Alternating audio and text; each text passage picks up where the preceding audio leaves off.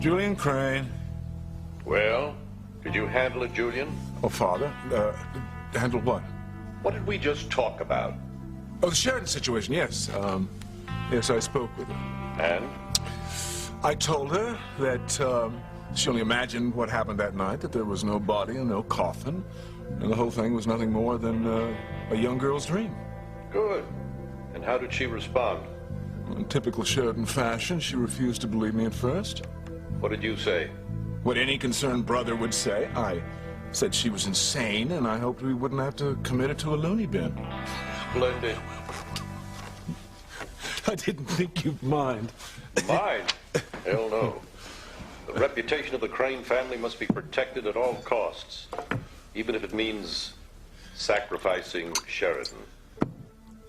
Yes. Even if it means sacrificing Sheridan. I assure you, I handled it beautifully. At this very moment, I'd wager Sheridan's having a major reality crisis. She has to believe that night was all a dream, a child's nightmare, her overactive imagination.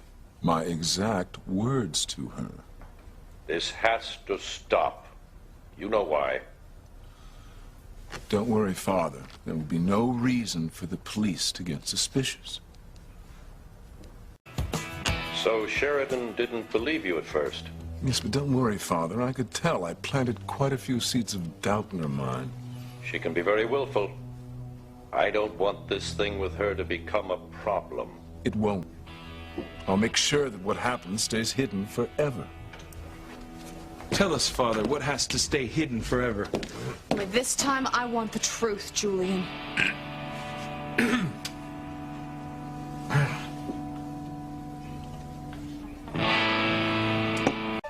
Well, Father? I'll have to call you back. Keep me informed. I will.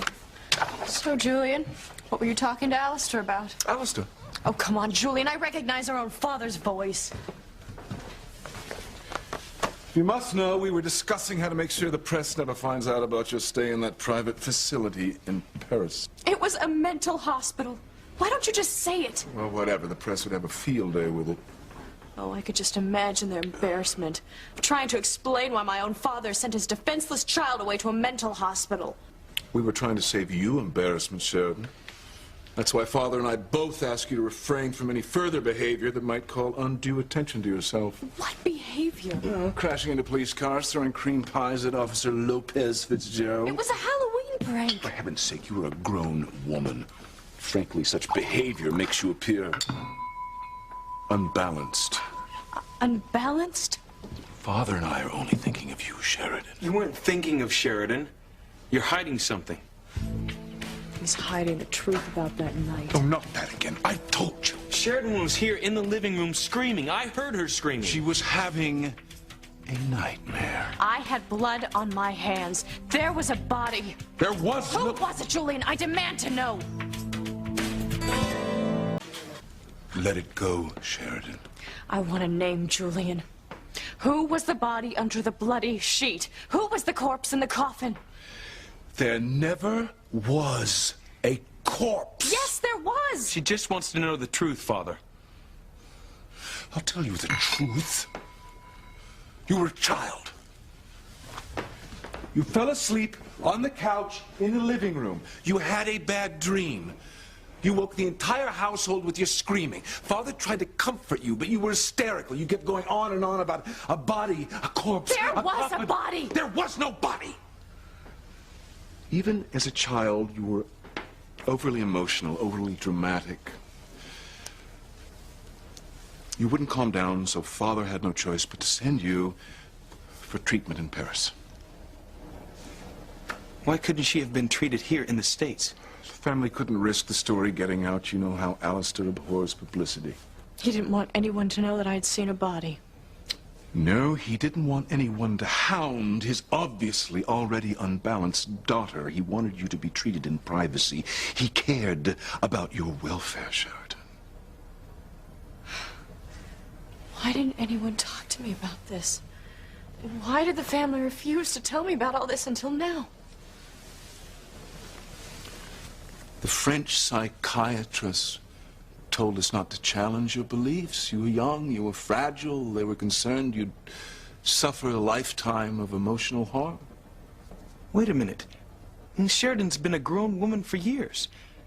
Why didn't anyone say anything before now about this? As long as the story never got out, the family didn't care. You mean the family didn't care about me? Oh, bring out the violins. Here we go again. It's the truth, isn't it? We didn't tell you because we assumed, fools that we were, that you would act like a grown-up and move on with your life. I can't stop seeing these images. The body in the coffin. It never happened. Yes, it did. Are you absolutely sure? Yes. Would you bet your life on it? And would you bet your family's life on it? Because that's what you're doing if you continue to insist that you saw a body in this room that night. You're jeopardizing the future of the entire Crane family, including Ethan. Is that what you want to do? I would never do anything to hurt Ethan's future. I know that, Sheridan. Father's just using it as an excuse to get to you. The only thing I want to get from my sister is a word that she'll forget this ridiculous childhood fantasy of hers. Don't you think I want to forget too? Well, then just do it. Think of the family for once in your life. Has anyone in this family besides Ethan ever thought of me and my feelings? Certainly not Father. He always blamed me for Mother's death. Oh, that's absurd. Mother never recovered after my birth. And Alistair never forgave me for that. Father never blamed you for anything. It's your overly active imagination again. The psychiatrists even said so. The psychiatrist? In fact, they think that was the cause of your dream. What? And subconsciously, you always felt guilty over Mother's death. Ergo, the coffin, the blood you claim to have seen on your fingers, symbolizes your guilt over her death. They said that? Well, even you have to admit that makes sense. It seems so real. The body. For the last time, there was no body.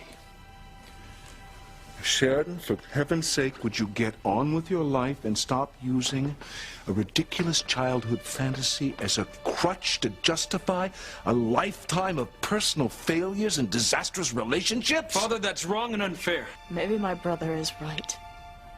Of course I'm right. I need to get out of here. Sheridan, let me take you to dinner in town. Let me go freshen up and then meet me at my cottage.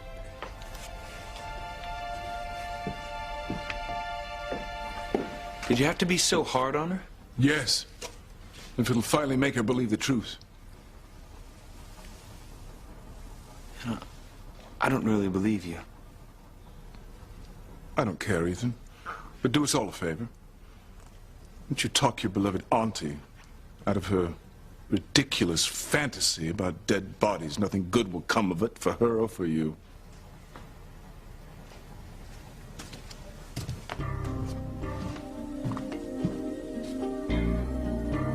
You're not good for any of us, Sheridan. How did it go? As expected, she fought me, but her doubts are growing by leaps and bounds. Nothing can go wrong with this situation, Julian. Nothing will, Father. I'm aware of how vital it is to the family's interests that Sheridan be kept in check. I will not tolerate any embarrassment to the Crane family. Don't worry, Father. Sheridan will never cause us any problems again.